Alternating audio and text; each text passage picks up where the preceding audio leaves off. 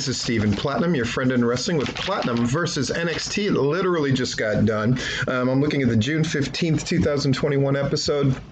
I gotta say, the William Regal, the thing they set up where he was apparently going to quit, and then people thought, well, maybe he's going to have Samoa Joe take over for him. But the solution that they came up with was so beautifully done. It completely changed the complexion of the show. It gave it a depth, made you realize how important William Regal is.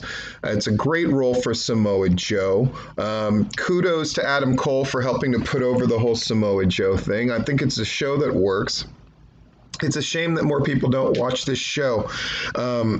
Certainly, this show deserves the audience that Raw has. That's a brutal thing to say, but I absolutely believe it. The opening thing with Karrion Kross being positioned really as the jerk heel, and then Joe and Karrion having that stare down was so awesome. Setting up this idea of, again, William Regal just so good, so emotional.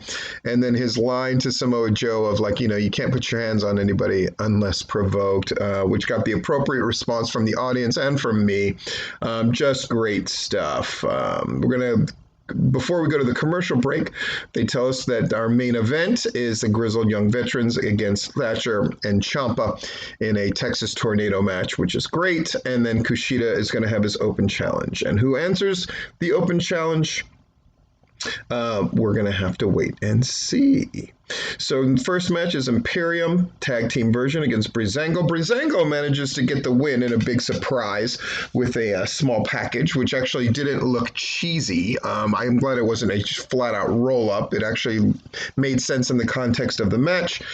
And then Imperium beats him down. Kyle and Adam Cole are brawling in the back.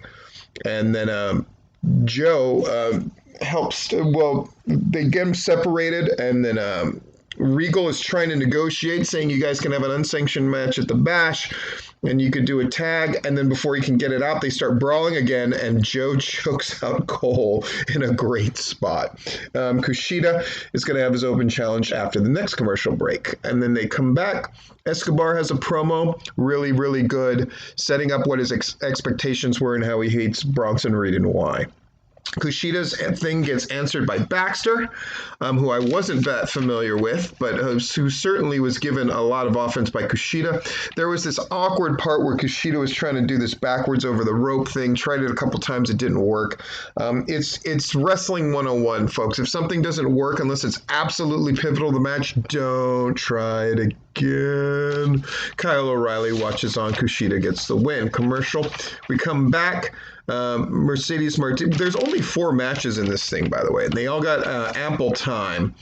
Mercedes Martinez does a promo about how she was wronged at the pay-per-view. Good stuff. Another great segment, the $1 Million Man, who's going to award the title to LA Knight, who's showing sort of heelish tendencies towards him, and then completely turns on him, beats him down. Cameron Grimes, great fists of fury and fire, scares off LA Knight. Great spot, great moments. I thought it was really awesome. Dakota Kai and Gonzalez talk about how they want the tag titles, and so they're going to have a match next, and they do against Casey and Carter. And they go through a commercial break, a split screen, and Dakota Kai manages to get the pin for Dakota Kai and Raquel Gonzalez. More and more interesting things happening. Ever Rise have a silly little promo, and then Io Shirai is apparently going to address the crowd next. Before we come back from commercial, before Io Shirai can say who she wants to go after next, Candice LeRae comes out and interrupts her, taunts her, so Indy Hartwell can attack from behind. And the two of them start to beat her down, but the Io Shirai's kind of getting her groove on, and then she gets help from a very unexpected source. Awesome stuff.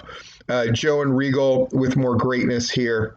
And then we have Tommaso and we have Tommaso Ciampa and Thatcher walking backstage. MSK are eating their popcorn. Thatcher snatches one of their popcorn.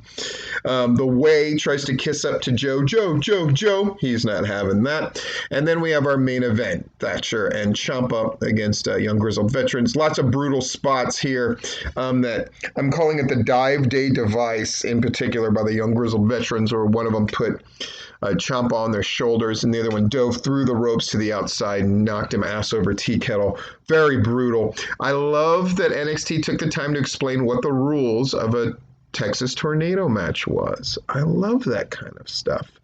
And at the end, Thatcher and Ciampa managed to turn the tables, get Drake isolated, get him in an ankle lock and armbar at the same time. I always wonder why these kind of things don't lead to a tap out, and this one most certainly does. And then we end the night in quiet fashion with Regal and Joe. Regal going, I think it was a pretty good first night, and Joe goes first of many. And they actually just leave it there in a nice moment for once. I loved it. This has been Stephen Platinum. This is an NXT worth watching, folks, if you didn't get that.